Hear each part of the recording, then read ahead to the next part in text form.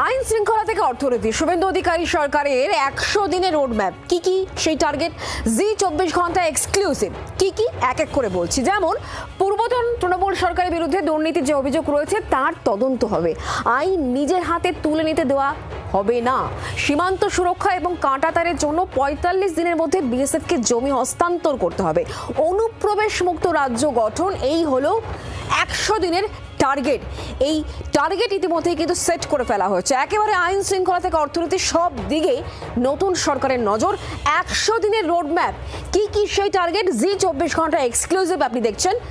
1 নম্বর হচ্ছে পূর্বতন তৃণমূল সরকারের আমলে যে যে দুর্নীতির অভিযোগগুলো উঠেছিল সেই সমস্ত অভিযোগের তদন্ত হবে, হিসেব একেবারে বুঝে নেওয়া হবে, আইন নিজের হাতে তুলে নেওয়া যাবে না, সেই বার্তাও কিন্তু দেওয়া হচ্ছে সরকারের তরফে। অনুষ্ঠানের পরেই বাংলায় সুশাসন প্রতিষ্ঠা সহ একাধিক বিষয়ে নতুন সরকারের, বিজেপির সরকারের, শুভেন্দু অধিকারীর সরকারের রোডম্যাপ তৈরি।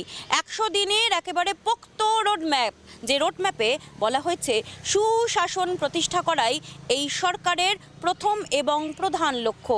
আইনের শাসন প্রতিষ্ঠা করা হবে, খতম করা হবে সিন্ডিকেট রাজ, দুর্নীতির প্রতিটি বিষয়ের তদন্ত হবে, রোখা হবে বেআইনি অনুপ্রবেশ, বিএসএফকে জমি হস্তান্তর করা হবে।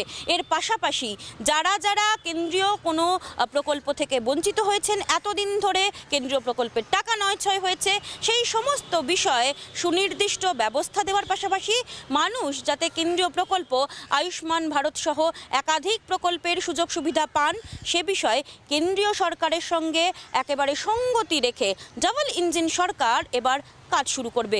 100 দিনের রোডম্যাপে সাধারণ মানুষকে দেওয়া প্রতিটি সংকল্পপত্রের কথা পূরণ করতে চলেছে শুভেন্দু অধিকারী সরকার।